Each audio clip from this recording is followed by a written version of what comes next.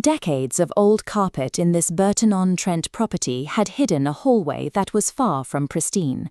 Underneath lay layers of hardened paint splashes, yellow-green carpet adhesive, and a dense layer of compacted grime that rendered the original geometric pattern almost unrecognizable. Initial attempts to clean the area using standard household detergents and vigorous scrubbing proved completely ineffective against these deep-seated stains. This failure is a result of the material's physical composition. As this magnified cross-section shows, unglazed, dust-pressed clay is filled with deep, open, microscopic cavities, causing the tile to behave like a rigid sponge. When a scrubbing brush moves across this surface, it doesn't lift the contamination. Instead, it drives the liquefied paint and dirt deeper into those open internal cavities.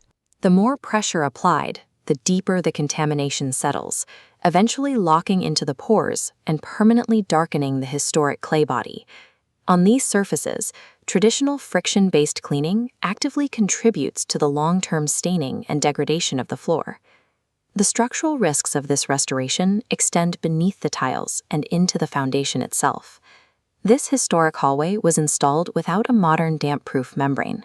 The tiles sit on a permeable base that rests directly on the earth, allowing moisture to move freely through the entire structure.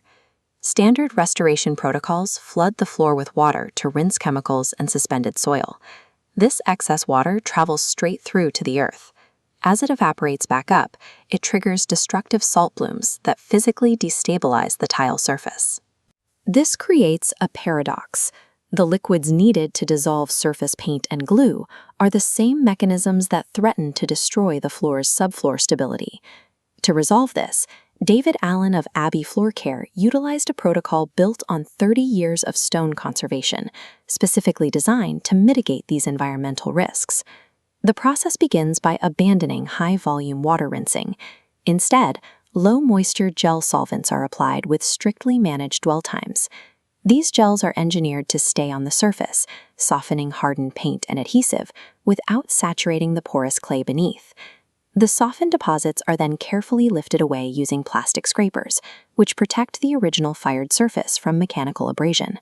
Removing the bulk of the residue still leaves liquefied grime on the floor. To prevent the tile from reabsorbing this liquid, the team employs a process called slurry extraction. Heavy-duty wet vacuums create an immediate upward force. This pulls liquefied grime out of the microscopic pores before it settles back into the clay. This precise mechanical lift separates hazardous waste from the tile, rather than spreading it across the surface. By combining controlled chemical softening with immediate suction, the team can effectively strip away decades of contamination without compromising the floor's integrity.